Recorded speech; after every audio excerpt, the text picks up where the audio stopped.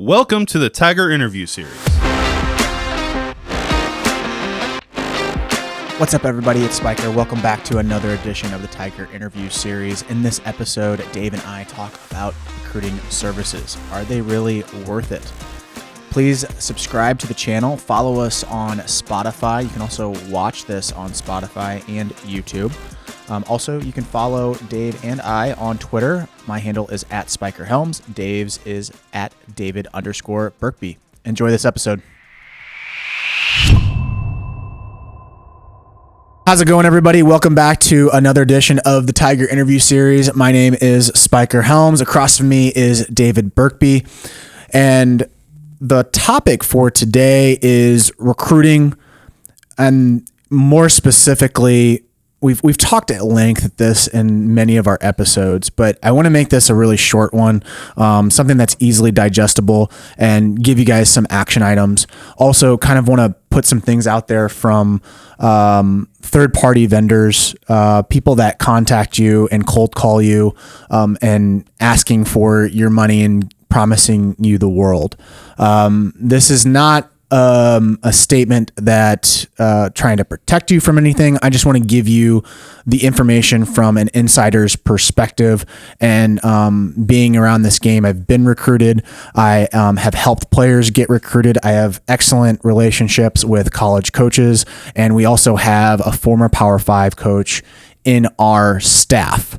So giving you that background, I want to jump into the topic of third-party vendors calling you and saying, hey, we can reach out to college coaches for you. But before we jump in, Dave, what's your thoughts on this subject?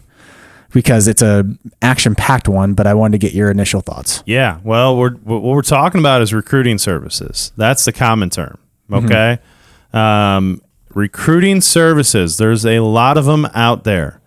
And they will get a hold of your email. They will get a hold of your contacts, and they will send you a lot of information. All right. And we have not necessarily been the biggest supporters of recruiting services. And here's why. Not to say all. Okay. I do want to preface this. Not all are bad. Okay. But there are a lot of recruiting services that will cold email you, cold call you, cold mail you. They'll do snail mail. They'll do anything in their world to get in touch with you and then promise the absolute world to you. And I want you to ask yourself one question. How do they know you? How do they know who you are? How do they know how good you are? Because they're telling you they can get you to college right off the bat. They will get you to the next level.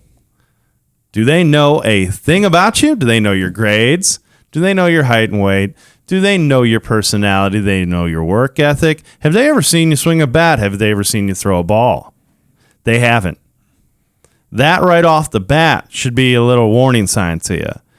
But once they get you in contact for the first time, the bad ones will literally go down a list. They will say, we have had 400,000 people go on to the next level, and this and that, and these schools all over the place. And we have these type of partnerships. Yeah, and we will send out all these emails on behalf of your son, and they'll sell. What they will sell you is the simple and easy route to the next level.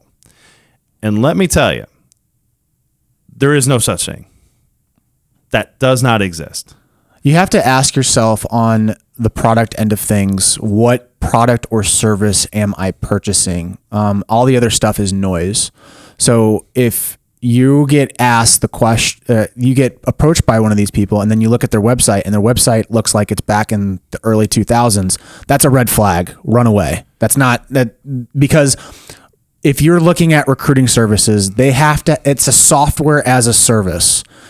It's a consulting service as well. So if they don't have one of those two things, it's not going to help you. And the other thing that you have to think about is, where are the coaches' attention? That's the most important thing. If you know where the coaches spend their time and their attention, that's where you're going to be able to get recruited, because you either can play or you can't play. There's only so much that you can do to where, all right, what skills do you have? Can you play at this level? Can you help produce for this team?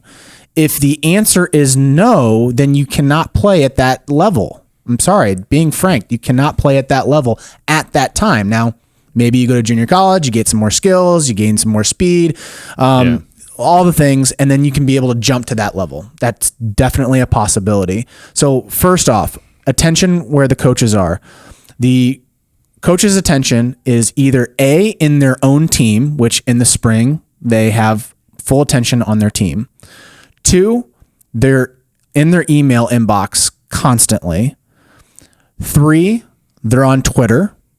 So if you see them, they're more than likely scrolling through Twitter. They might be silent. They might be one of those people that just scrolls. They don't tweet by themselves. They literally have an account that is probably anonymous, or they have an account that is theirs, or it's their team account, and then they'll be able to scroll through and find players. 4, they also go through PBR and Perfect Game, those showcase companies. Then 5, I'll add a 5th one in there, is that they go to conferences, ABCA, and they talk with their other coaches, their network, and they learn about players through the word of mouth. That's where their attention is. They're not looking through third-party recruiting services. They're trying to figure out, I need to know his skill level, and I need to know what this guy's about. Yeah, and I mean, I've talked to a lot of them, and to be quite honest, that their inboxes get flooded with that stuff. I mean, recruiting services, they're not lying when they'll say they'll send out 1 million emails on your behalf. That is a truth. They're not lying on that. It's also called spam. The problem is if you put yourself in a college coach's situation and you open up your email inbox every day and you have 200 different recruiting service emails on Johnny over here and Timmy over here and Billy over here, and he's so great and everybody's so great and this, and check him out. What are you going to do? I'm going to hit the X button, because a coach only has so much time. So a coach has to delineate which ones are the real emails from players, which ones did a player actually put some time and effort in. Because I'll also put it this way.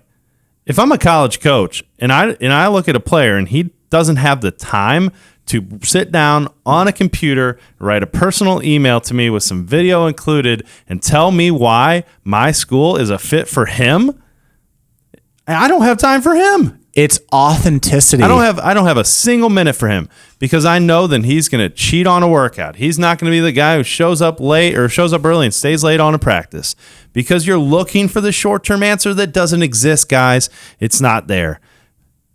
Long story short, this is what fires me up about some of the recruiting services. Again, I preface it. Some, not all, but most tug at the heartstrings of parents and players. Okay?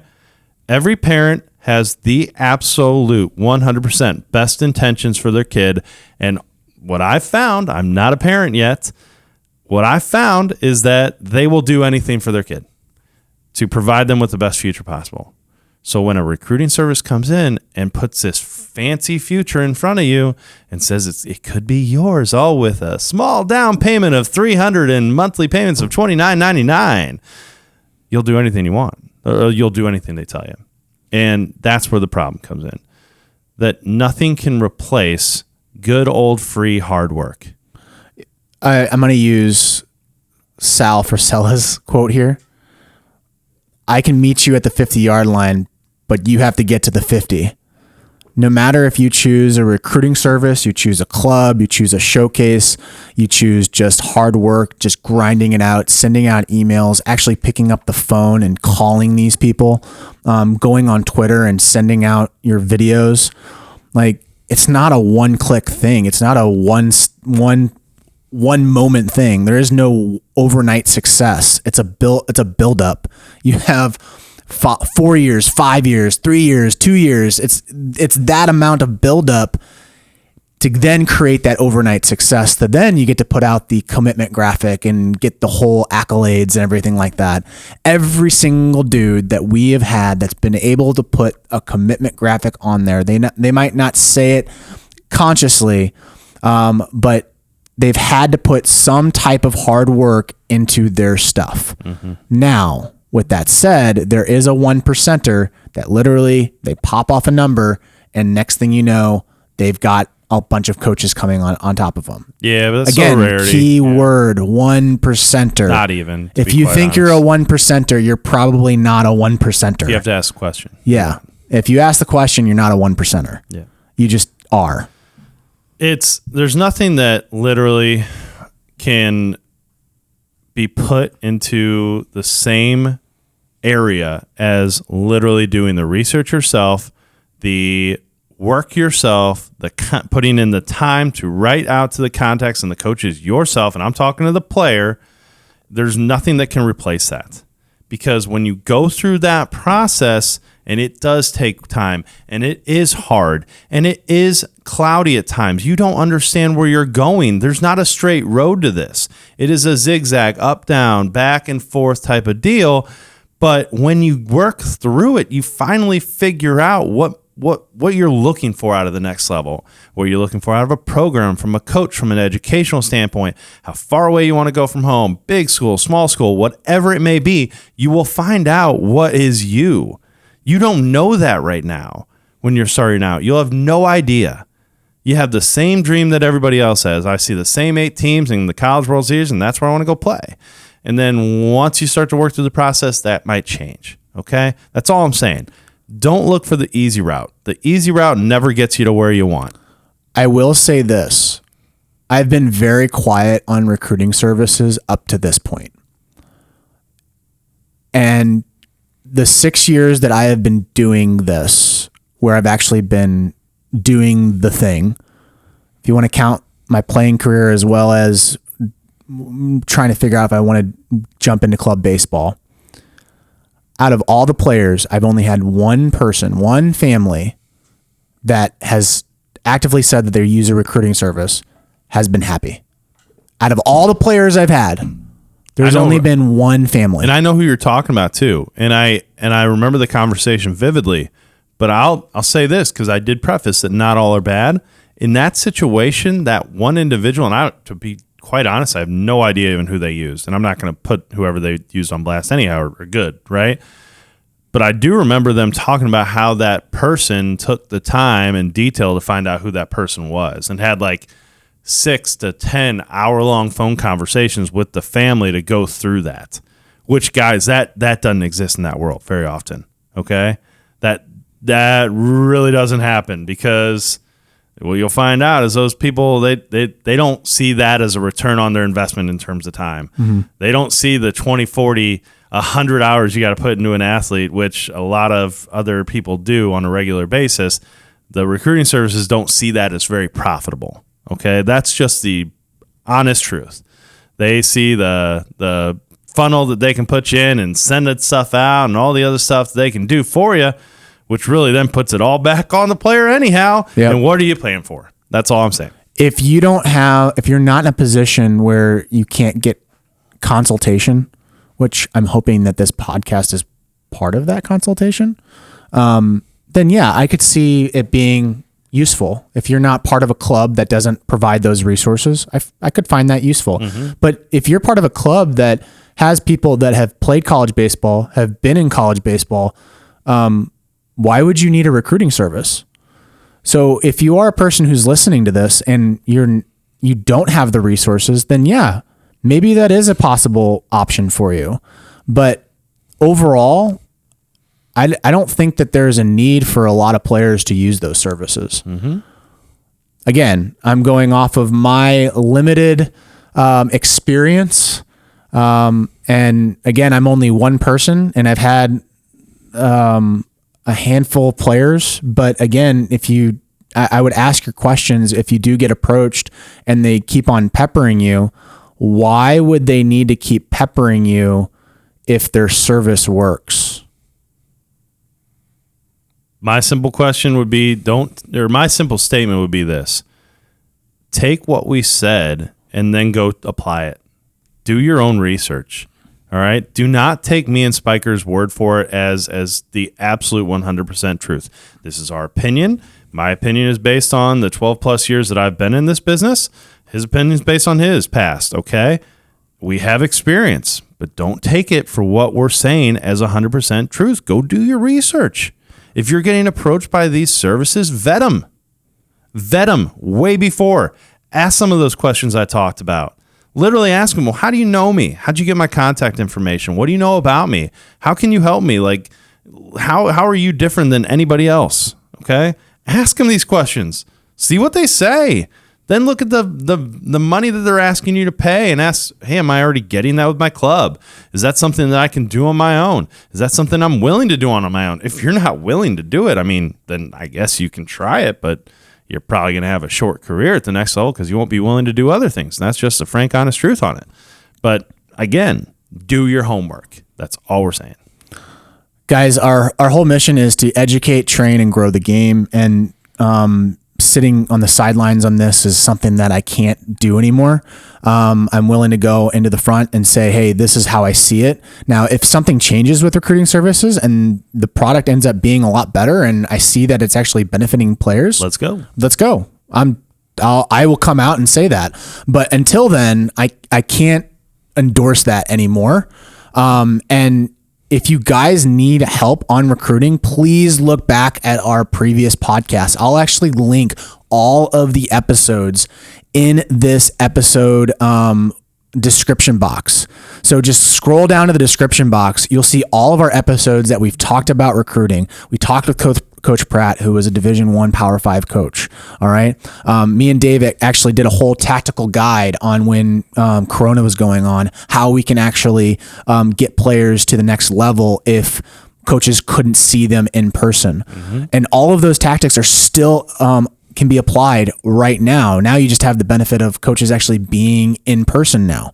So I implore you, before you jump into and spend money on stuff, do your research, do the hard work, meet us at the 50-yard line, and we'll see what happens after that. Guys, that's this episode of the Tiger Interview Series. Subscribe to the channel, 5 stars preferably. Also, if you want to listen more to Dave and I, we also have another podcast called The Closing Pitch. That's more of our hard takes on business, sports, our lives in club baseball. If you want to come over there, would love to have you. And more importantly, if you have a lot of questions on this, any are welcome. Any questions are welcome on this topic. We will answer them to the best of our abilities. We'll take the hard questions. We'll take the soft questions. That's what we're here for. I like the soft questions better. But I'll take the hard ones. All right. See you guys. See ya.